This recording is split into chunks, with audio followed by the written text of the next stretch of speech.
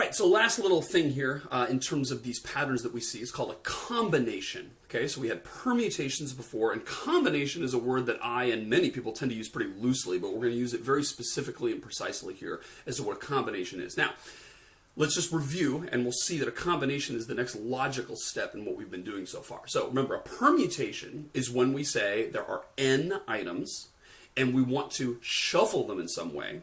And when we talk about a permutation, that is one way of shuffling them. And when we talk about the number of possible permutations, we're simply saying how many different ways are there to shuffle them. And the answer to that is n factorial, because you can choose any one of them for the first, and then once you've chosen that, then there are n minus 1 choices for the second one. Once you've chosen those two, there's n minus 2 choices for the third one, yada, yada, yada, all the way down until you get to 1. So that's a permutation. Then we said there's a partial permutation, where in some cases we only care about the order of the first several, and then from then on we don't care. We're going to consider them all the same, right? So when I asked, how many different possible tournament brackets are there for the Capital Athletic Conference, the answer was 10 to the 6 falling, and that's because once we've chosen the first 6, any other order of the last 4 is considered the same. That's the key insight, right? It's what's considered different, what's considered a significantly different thing that I want to count separately versus what I just want to lump together. And what we said was that in a partial permutation, after you get to a certain point, you're saying, no matter what order the last few, or maybe the last lot, right, in the case of Indian poker, no matter what order they're in, we don't really care. All we care about is the order of the first several, and that was a partial permutation. And the answer to that was n to the k falling, where we say we're going to take n times n minus 1 times n minus 2 times da da da da, but we're going to stop before we get to the end because we don't care about it past that point. Okay, now, last one we're going to learn about is a combination, and that's the next step past a partial permutation, and here's how it works. Sometimes what we care about is what the first few elements were, but not what order they're in. So sometimes the order is not significant, and we only care about what those were. So an example would be this: a poker hand. So let's say I'm sitting down to play cards, and people are dealing my hands, and I'm looking around, and I'm going to bet, and I'm looking at my 5 cards. Okay, if I asked you what is the number of total possible poker hands you could get, 5 cards in a poker hand out of 52 card deck, right? You don't care about the order there. And again, you might say, well, why? Why do we care about the order sometimes and not others? Well, think it through. If I get dealt a 5-card poker hand and I, pick it up and I start arranging my cards, I don't care whether I got the ace of spades first or last or third, right? All that matters is what are the 5 cards, not what order they're in. Another example would be, suppose from the Capital Athletic Conference, I know there's going to be 2 teams that go to the national tournament, the NCAA Big Dance this year. What are the possibilities there? It could be York and Marymount. It could be York and UMW. It could be UMW and Christopher Newport. It could be, Wesley and Frostburg State. Not likely, but it's possible. What are all the possibilities there?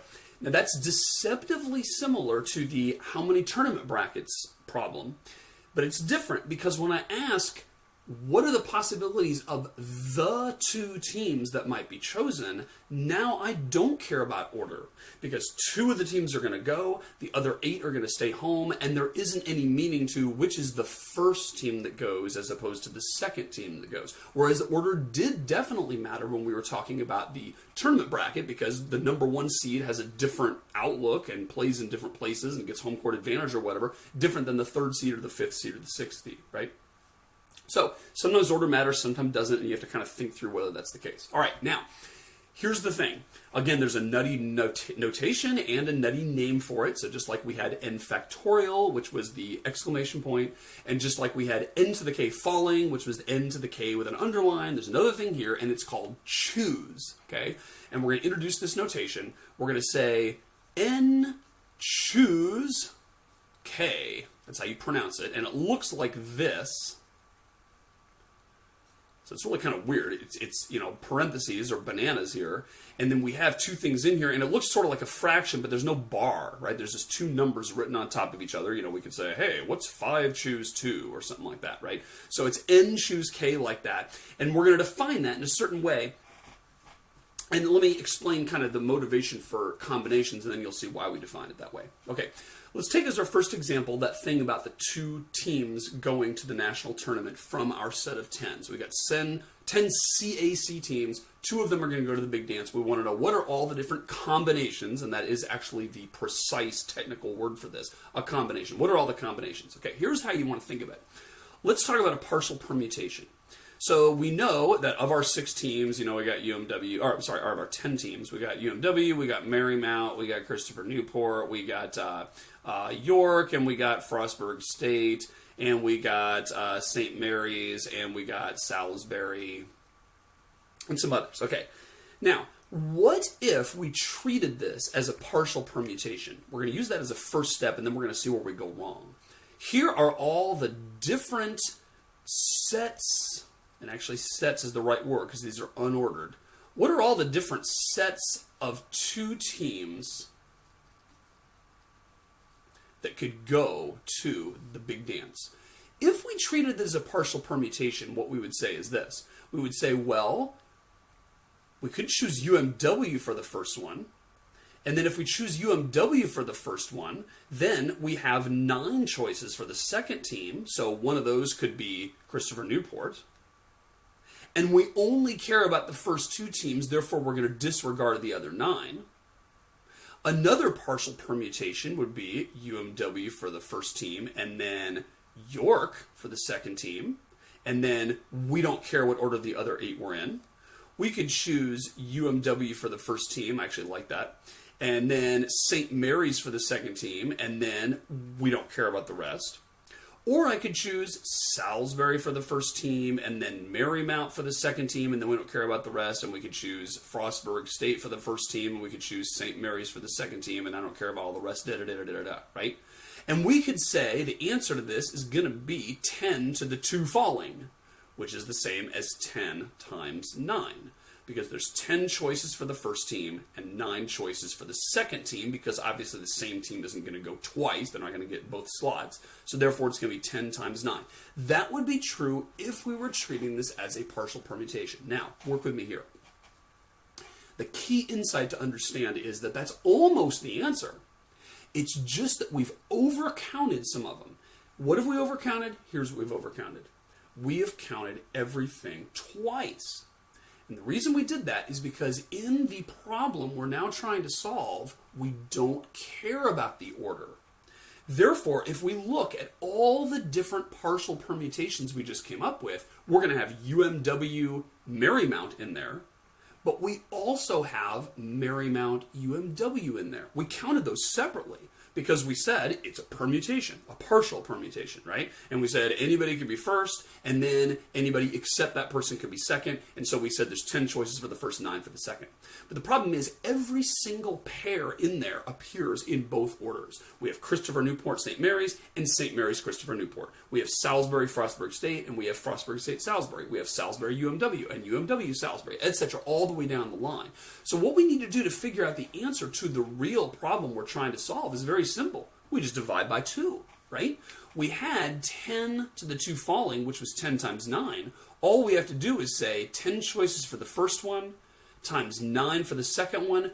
Oh, but I double counted everything, so therefore divide by 2. So it's very simple. All we do is use a partial permutation and then fix it up. Now let's think about what we have to do to fix it up. Suppose I change this up and I said, you know what? Actually, good for the CAC this year. They actually get 3 teams. If I treat it as a partial permutation, I would say, okay, well, we could have UMW, and then Christopher Newport, and then York. Or I could have UMW, and then York, and then Christopher Newport. Or I could have Frostburg State, and I could have St. Mary's, and then I could have Salisbury. Or I could have Salisbury, and then UMW, and then York, etc., etc. And I would conclude that the answer was 2 to the 3 falling, which is 10 times 9 times 8. Now, that would be the case if we cared about the order.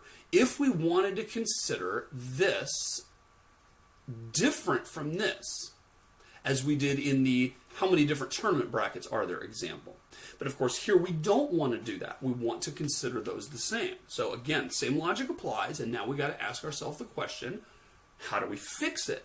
We've overcounted because we considered things with a different order but the same teams as distinct.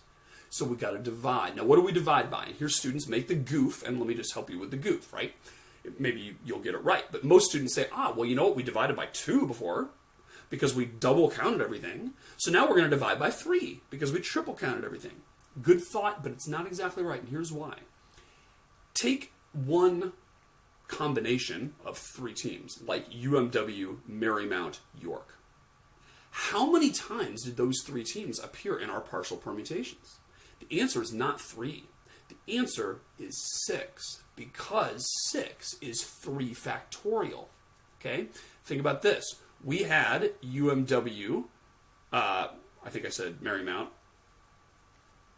in York, but we also had UMW, York, Marymount, and of course we also, somewhere in that big honkin' list, we had Marymount, UMW, York, and we had Marymount, York, UMW, and somewhere else in that big honkin' list, probably towards the end, because York is the last in alphabetical order. Depending on how we decided to order them, we might have wanted to start them off treating them in alphabetical order, and then sort of systematically do this like we did a couple segments ago. But either way, we would end up with these things present. These are all in that original set of partial permutations. These 6 things are all represented in that 10 times 9 times 8 that we factored in before, and those are all overcounted. And why is it 6? Because 6 is the number of permutations of 3 things. We have 3 teams, therefore there's 3 factorial, which is 3 times 2 times 1, which is 6 different ways of arranging them. Therefore, we overcounted by 3 factorial. So your final answer for this is going to be 10 times 9 times 8 divided by 3 factorial, 3 bang. Okay?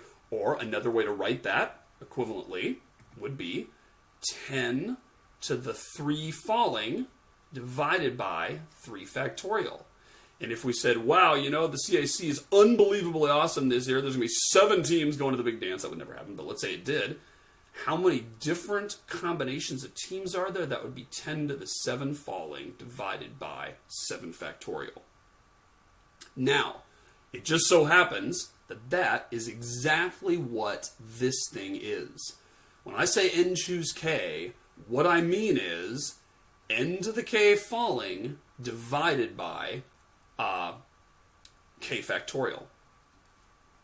Now, most people don't write it this way. What they do is they write it purely in terms of factorial. So hang with me here. I know this notation is just hard.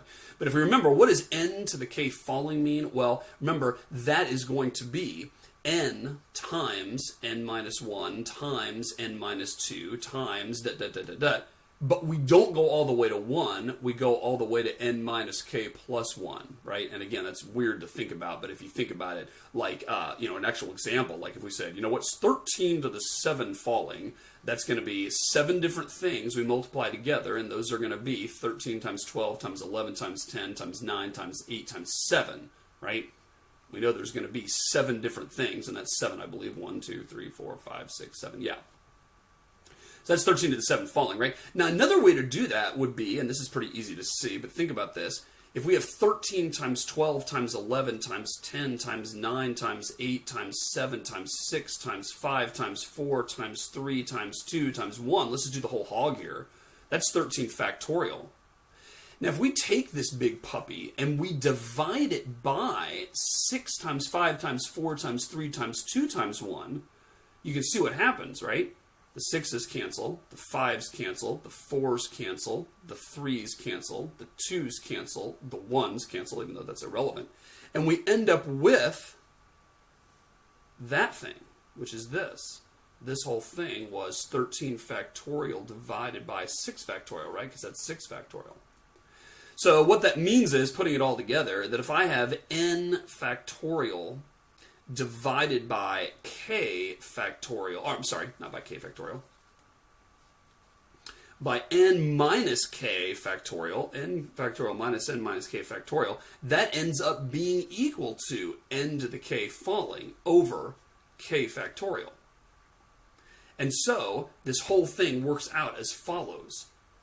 N choose k is going to be equal to n factorial over n minus k factorial times k factorial.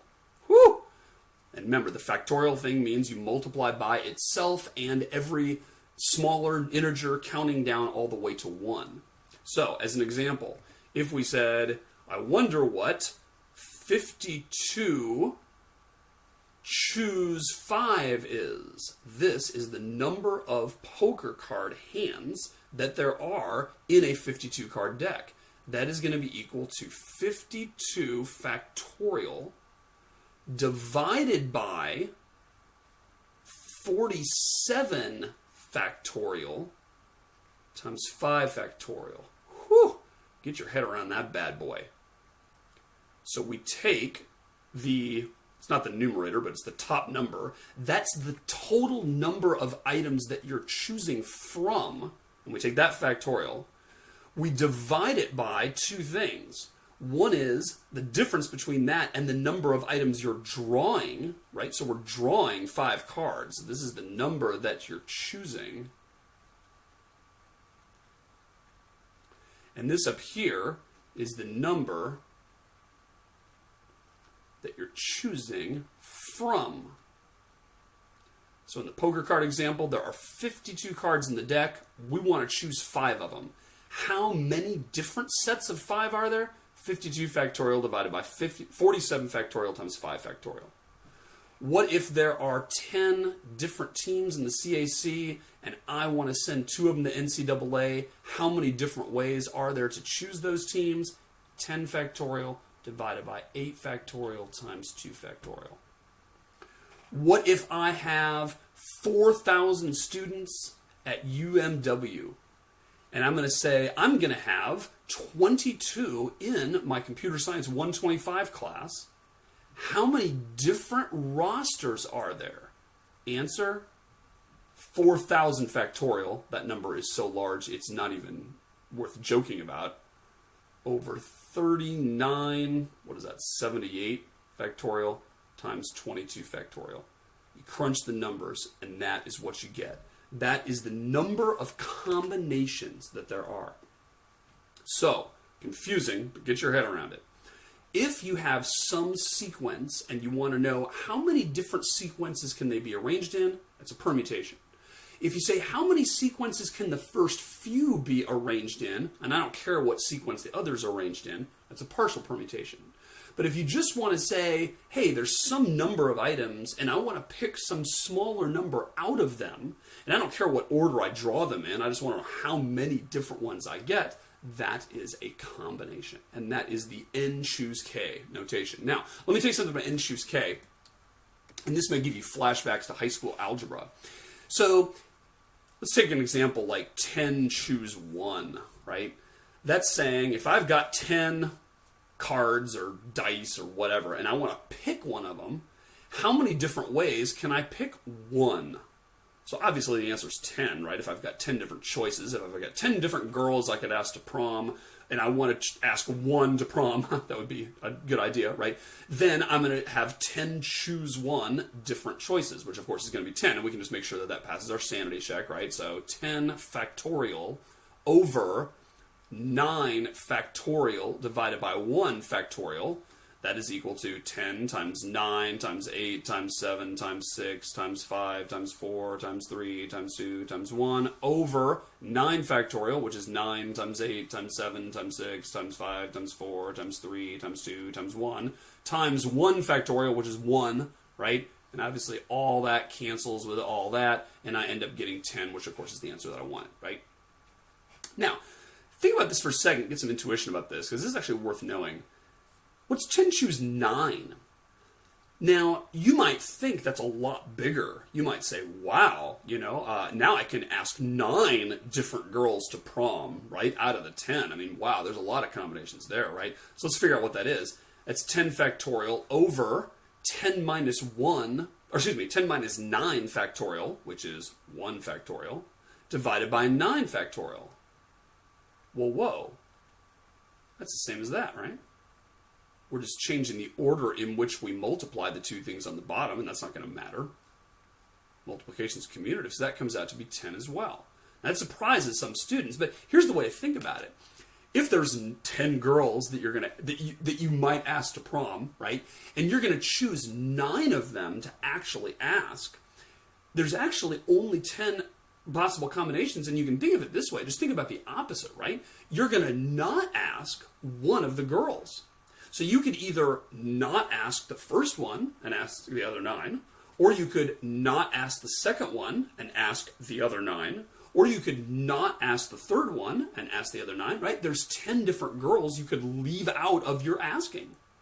So it works out to be the same thing. If I say how many different ways are there to ask one of the 10 girls, that's the same number of ways as saying how many different ways could I not ask one of the 10 girls, which is just the same as saying how many different ways are there to choose 9 of them to ask, right? So a little bit counterintuitive. And if you think this through, you realize that 10 choose 1 is the same as 10 choose 9, like we just said.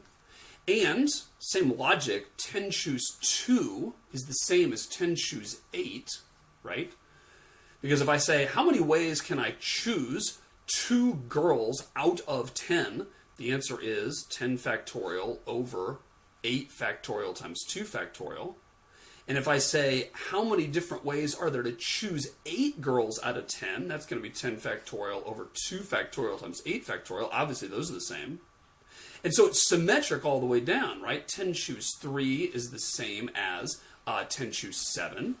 And 10 choose 4 is the same as 10 choose 6.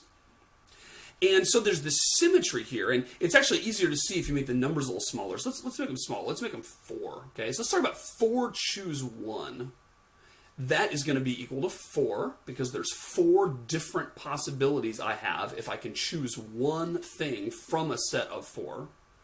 Also, 4 choose 3 is going to be 4 because there are 4 ways to leave out only one out of a set of 4, which is the same as saying, choose 3 things out of a set of 4. And if you want to think of the actual list, that might make sense, right? Let's say A, B, C, and D are the 4. How many different ways are there to choose 4 things? Well, I could either choose A, or I could choose B, or I could choose C, or I could choose D. That's 4, duh. Or over here, I could say, well, I could choose B, C, and D, leaving out A, or I could choose A, C, and D, leaving out B, or I could choose A, B, and D, leaving out C, or I could choose A, B, and C, leaving out D. So that's also 4. So it's the same thing. It's just a complement, right? It's like the reverse of that, right? Okay, so that's what 4 choose 1 and 4 choose 3 are. Now, what is 4 choose 2? That's how many different ways I can choose 2 things out of 4. So that's going to be 4 factorial over 2 factorial times 2 factorial. Now, you might think those cancel. They don't, right? Because that's 4 times 3 times 2 times 1 over 2 times 1 times 2 times 1. So those 2 cancel. But then what I'm left with is 4 times 3 over 2 times 1, which is 12 over 2, which is 6. What are the 6? Well, I could choose A and B. I could choose A and C. I could choose A and D. I could choose B and C. I could choose B and D. Or I could choose C and D. Those are your 6 different combinations of 2 things out of 4, right? So what we've got here so far is 4 choose 1 was 4. 4 choose 2 is 6. 4 choose 3 is back to 4. Now let's just go to the extreme here. What's 4 choose 4? That says if I've got 4 things to choose from, how many different ways are there to choose all of them? And the answer is there's 1, right? There's no choices at all if that's the case. You're like, okay, there's 4 classes being offered this fall, and you need to sign up for 4 classes, so which 4 are you going to take? You're like, well, duh, there's only one way to choose that, right? Similarly, up here, what's 4 choose 0? That looks a little weird. Remember, this isn't a fraction. We're not dividing by 0 here, right? What we're doing is we're saying 4 factorial over 4 factorial over 0 factorial. Now, let me just blow your mind by saying that 0 factorial is 1. Why is that? Well, there's deep reasons. It basically has to do with the fact that 1 is sort of your baseline identity element for multiplication, right? Remember when we talked about this notation here, And we said, what do you do if you say I equals 1 to 5, and we're going to multiply up to I, right? And I wrote that for loop. I started off by saying, well, we need to set the product equal to not 0, but 1 when we start off the loop. And then we had our for loop here, and we basically, inside the loop, we said, product times equals I, or I squared, or whatever it was we were multiplying by, right? We have to start with 1. Because if you start with 0, you just end up getting 0. So it's the same sort of idea here. 0 factorial has to be 1, because that's basically saying we're not going to multiply anything. And if you don't multiply anything, then you end up just sort of with your thing that you get when you don't multiply anything, which is 1, instead of 0, which is the thing you get when you don't add anything, right? So if that didn't make sense, it's not very important. But bottom line is that's 1, right? How many different ways are there to choose nothing out of a set of 4? Well, there's one way. We just don't choose anything. Okay, now, I don't know if these numbers ring a bell to you at all. 1, 4, 6, 4, 1. They might not, but let me see if you can see a pattern here. What if we did the same thing with 3? 3 choose 0 is 1. There's one way to choose nothing out of 3. 3 choose 1 is 3. There's 3 different ways to choose one thing from a set of 3, right? If you give me 3 different girls to ask to prom, and you say I can ask one of them, there are 3 different choices I have. Similarly, there are 3 different choices if you say I can ask 2 of them, because I can either leave out the first one, or leave out the second one, or leave out the third one. And finally, 3 choose 3. If I have to ask all 3, then there's only one choice there. So this is 1, 4, 6, 4, 1. This is 1, 3, 3, 1.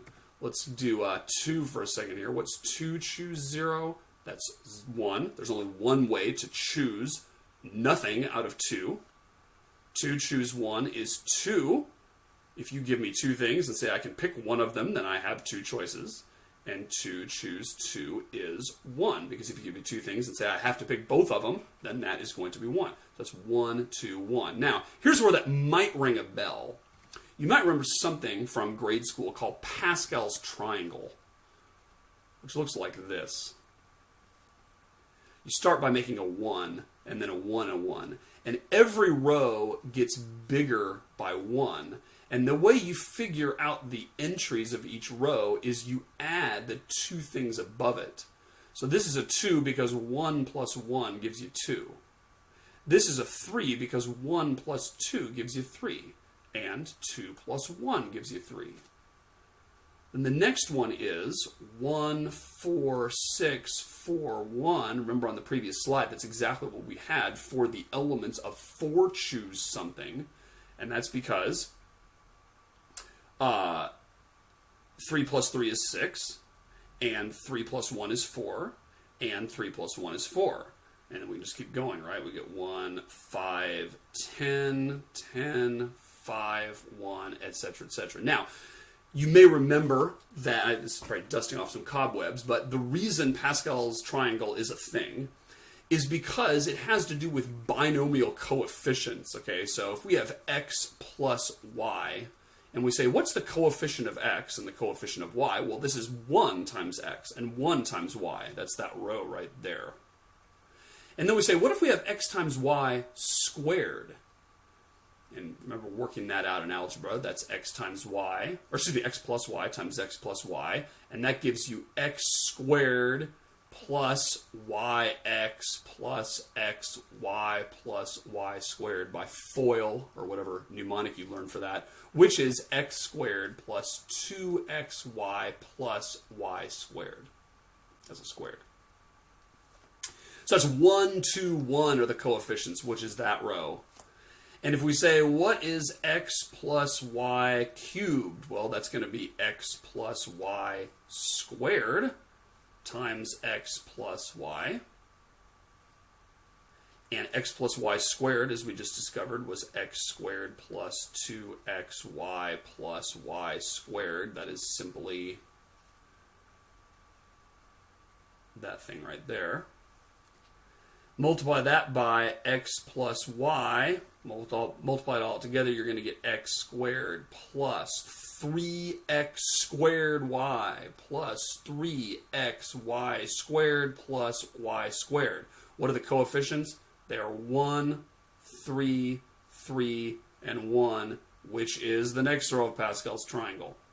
And you keep going like that. And if you have x plus y to the 100th, you can multiply all that out, and you're going to end up getting the 100th row of Pascal's triangle, which is a long way of saying that when people talk about this thing, you will sometimes hear them refer to that quantity as the binomial coefficient.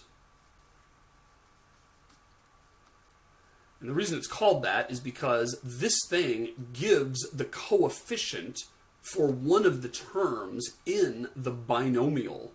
So if you look at, 17 choose 5, whatever that answer turns out to be, that is going to be the coefficient of the x to the 12, y to the 5th term in the x to the 17th plus da-da-da-da-da-da-da plus y to the 17th binomial. Whatever that coefficient is going to be that guy, and that's why it's called a binomial coefficient. So anyway, trying to draw a connection here with something you may have seen, and this is one of the examples in math that comes up a lot. It's one of the things that makes math exciting about these different connections between things you never would have guessed, right? When we looked at those binary search trees and graphs and stuff, who knew that would have anything to do with relations, and who knew that would have anything to do with probability, and who knew that this stuff in counting would have anything to do with binomial coefficients from algebra, but it does. So interesting fact about combinations.